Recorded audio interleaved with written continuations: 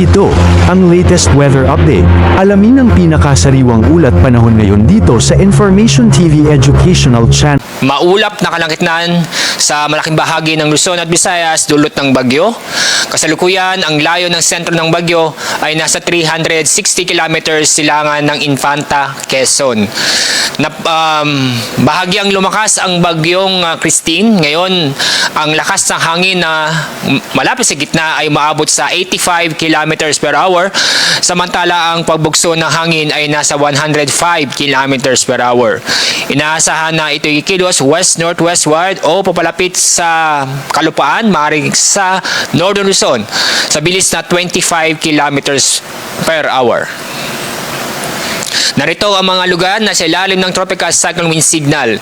So nanatili pa rin buong Luzon, halos buong Luzon at Visayas ay nasa ilalim ng tropical cyclone wind signal.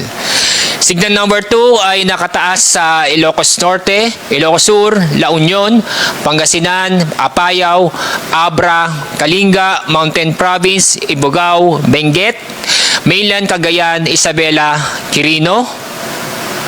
Ganoon din sa Nueva Vizcaya, Aurora, Nueva Ecija, Tarlac, northern portion ng Zambales, northern portion ng Quezon, northern portion ng Bulacan, Pulilio Islands, Camarines Norte, northern at eastern portion ng Camarines Sur, Catanduanes, eastern portion ng Albay, northeastern portion ng Northern Samar, at northern portion ng Eastern Samar.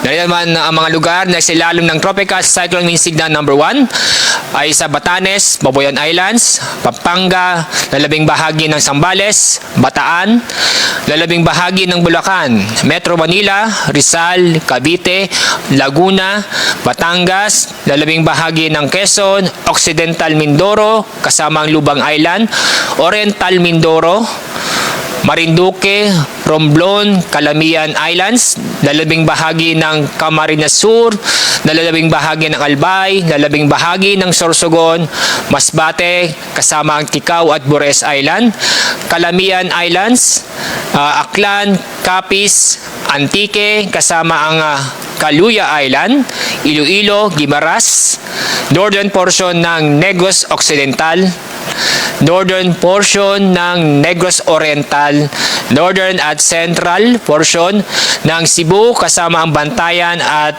Camotes Island, Bohol, lalabing bahagi ng Eastern Samar, lalabing bahagi ng Northern Samar, Samar, Leyte, Biliran at Southern Leyte.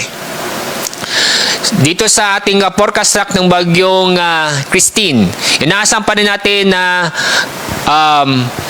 magla-landfall o tatama sa lupa, maaari sa Isabela o Aurora area mamayang gabi o bukas ng madaling araw. At yung mapapansin, bagong tumama sa kalupaan ay inaasahan na magiging severe tropical storm.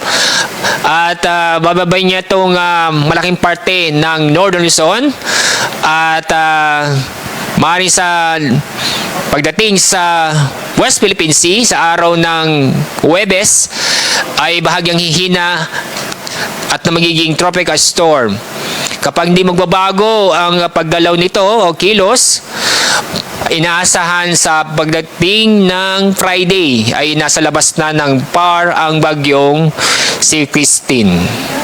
At inyong papansin ang lawak ng bagyong Christine na halos ay sakop ang Luzon at Visayas.